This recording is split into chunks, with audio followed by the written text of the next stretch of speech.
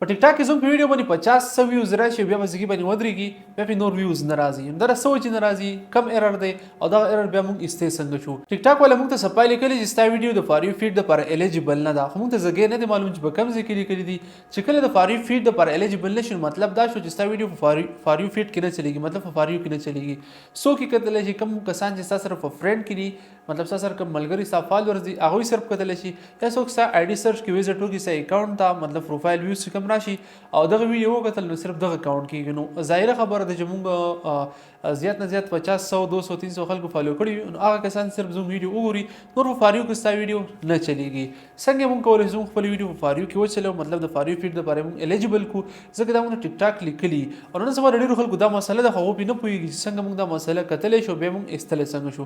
بالکل تاسو په اسانه په یو کلیک باندې استل شي زموږ په یو څو ویډیوز باندې دا مسله راغلي او ماته لري کړی دا زموږ اوس په یو بل ویډیو باندې راغلی څنګه ته موږ لري کولای شو هغه طریقه درته خیمه خو تاسو زموږ چینل خامخا سبسکرایب کړئ چې کله هم زه ویډیو خېجم تاسو په ټیم درسي نو زما خپل موبایل سکرین طرف ته او دا ټوله طریقه درته سټپ بای سټپ خیمه نو زه راغلم خپل ټیک ټاک اکاونټ ته دا زما یو بل اکاونټ ته نو تاسو کته چې دلته کې ما ډېر شي ویډیوز اپلوډ کړي خو زما کوم دا ویډیو چې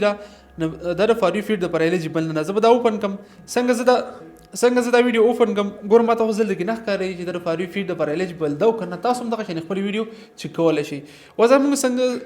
موږ څنګه سارل شو لاندې دلته کې لیکل دی مور انسټ تاسو پرې باندې کلیک کړئ کله هم تاسو پرې باندې کلیک کړئ نو بر به تاسو سره راوړی چې ناٹ الیجیبل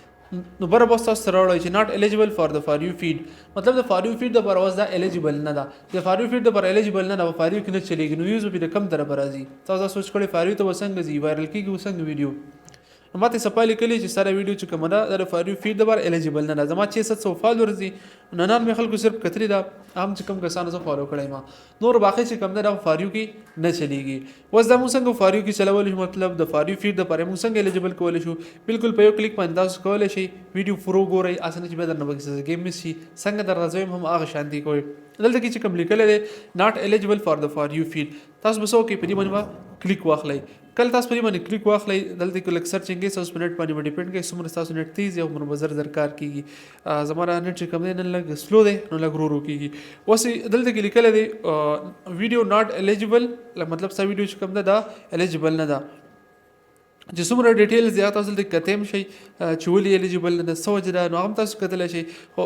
مین خبردار د دې اوس موږ څنګه الیجیبل کولای شو څنګه موږ د فاریو فیډ لپاره الیجیبل کولای شو دا د پر تاسو پر اپیل باندې کلیک کړئ کله تاسو په اپیل باندې کلیک کړئ دلته کې به لیکل دی سبمیټ تاسو پر سبمیټ باندې کلیک کړئ څنګه تاسو سبمیټ باندې کلیک کړئ دا لک ټیم سرچینګ تاسو کته شي تاسو چې کوم اپیل دی د ټیک ټاک ټیم تلاړې اوس پس کې ټیک ټاک ټیم چې کوم دی دا بګوري اکثر 20 منټ واخلي یا 24 غنټې مخلي زیات نه زیات نو د دې نه پس تاسو د ټیک ټاک ټیم چې کوم دی تاسو ته په سیستم نوټیفیکیشن کې وایي چې تاسو ویډیو د فاریو فیډ لپاره الیجیبل ده کنه دا لاړ شي بیا تاسو لک ټیم پس تاسو بیا خپل ټیک ټاک اکاونټ کولا کوي په سیستم نوټیفیکیشنز کې تاسو وسره چې تاسو ته ټیک ټاک د ټیم د طرف نه دا به کتلی تاسو ته په کې ویلي چې تاسو ویډیو د فاریو فیډ لپاره الیجیبل ده او کنه نو په دې طریقه باندې تاسو خپل ویډیوز چې کوم دي د فاریو فیډ لپاره الیجیبل کوئ ډیر اسانه طریقه د ویډیو شیر هم کوي او که چینل نه سبسکرایب کړئ خامخا سبسکرایب کړئ دا شین انفارمیټیو ویډیوز به تاسو روزانه راوړم تاسو نه مس کیږي الله حافظ